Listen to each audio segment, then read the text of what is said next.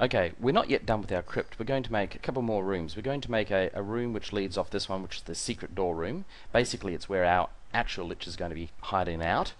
Um, uh, we'll also make another area here, which is more of a temple area, leading on from this. So let's just, first of all, we'll make the secret door room. So we'll go new tile. Do I want to save changes? Yeah, I sure do. We'll go dungeons. Pick a design myself. Make sure we use our battle tiles template. Here it is. And we'll start by drawing the secret entrance connection. And if I remember correctly, I used a nice grey floor for that. So there we go. Dirt grey floor. Now, where do I connect it? Well, I'm going to turn on the layers to make sure, the guide layer to make sure that I've got the right connection, a 5-foot base. There we go. It needs to connect there.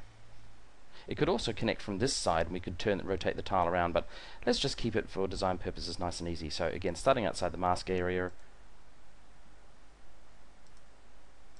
draw ourselves an interesting shaped room. I'm just drawing really something to fill my fancy. There we go. Just an odd shaped cutout room. We'll put a wall around it. We'll use the grey cobbles, starting at the edge of the map.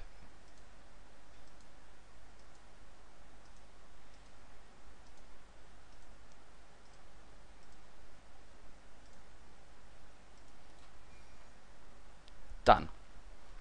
What we'll also do is add a bit of furniture to it, because, well, hey, the undead have to live in comfort too, Let's think of what an undead guy would like. He's not going to need to eat much. I think he'll have a comfy chair, and he'll definitely have some cabinets where he can store his most evil stuff. We'll put the cabinet over in this area. I'm going to find we'll find a bookcase. Now I'm going to turn the snapping off here for the moment. I'm going to rotate that bookcase around using the arrow keys and just pop it there. I'm going to put another one here.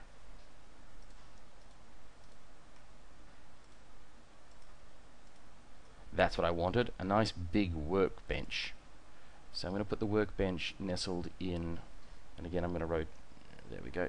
I'm going to nestle the workbench just in there. And I'm going to go back and give him a stool to work on. I'll make it a chair. Would be nice to him. Again, I'm just using the arrow keys to rotate. There you go. And last but not least, he's going to need, well, we'll give him another crypt. We'll give him an empty coffin. So I've clicked on the templates and statues selection, and I know that there's an empty coffin in here somewhere. We'll use that one. And there you go, there's his coffin. We'll rotate it and we'll stick it just down here beside the door. So when he's not hard at work creating, I don't know, evil monstrosity potions and whatnot, he's having a kip, or he's in his chair, and of course he's got his little bookshelves, because undead get bored too. Dead boring.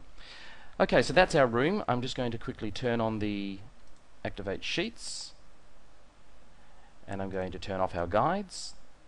Those are the 5-foot guides. There they go. Hide them. Bingo. We've got our secret room made in a flash. Now that took, with me rambling on and making really bad jokes, that took about 45 seconds, 50 seconds. So you can see you can make a room very, very quickly. Let's save this. Save as. And I'm going to call it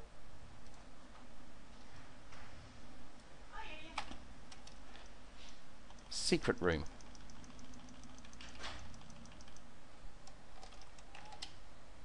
.5-foot. Save. Right, let's now make the last end piece of the crypt.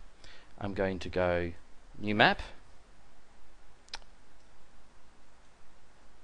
dungeons, pick a predefined template, next.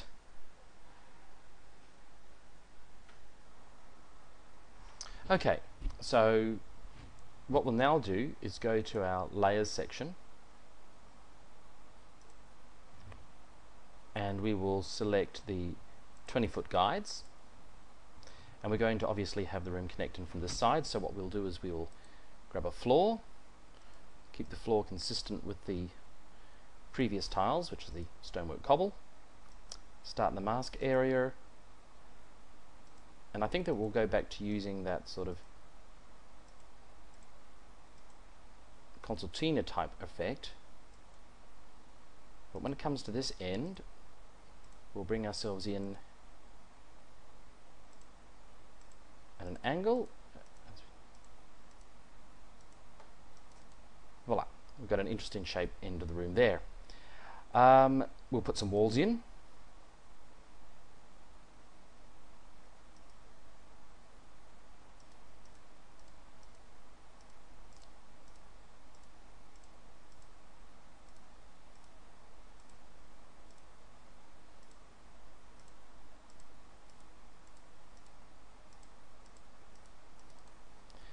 And we'll also now go about adding some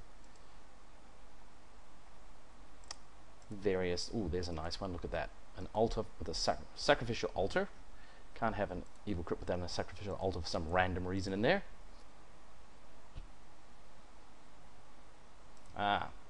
Skeletons on slabs. Now you can see that this is slightly too big to fit into that area, so I'm going to right click and I'm just going to reduce this to 0.8. So we'll just make it slightly smaller, which will mean it'll fit in nicely.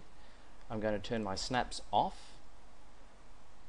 so I can position inside the wall area. I'm going to rotate it using the arrow keys. There's a couple more skeletons. And what I'm now going to do is go to my doors section or wall features section and find a couple of nice lanterns. There's one. And I'm going to attach it to this wall here and to this wall here. Whoops.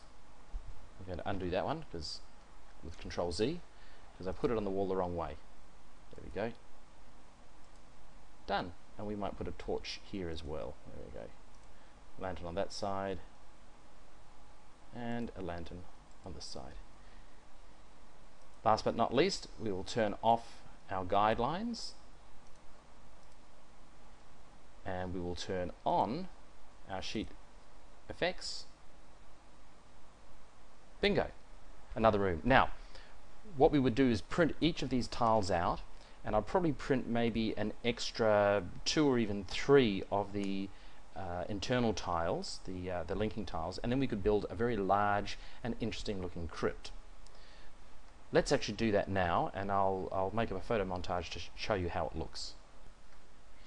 Okay, and what I've done now is I've put these tiles together into just using Photoshop to sort of show you how you could lay these out on your battle map table. You can see here I've got the corridor without the secret passage here and here. I've got a tile here with the secret passage, a couple more of those tiles down here. I've got the basic crypts, and I've used 2 of those tiles to give our players something that they can walk through. I've got the fake, I've got the lich sort of unusual shaped room here, and I've decided that for the purpose of this adventure that's going to actually be a fake lich body, and the secret entrance in here where the real lich is hanging out, and then the temple ending, the temple tile ending there. So you can see I can very quickly make a fantastic dungeon area, print out each of these tiles and put them on my gaming table. Fantastic stuff.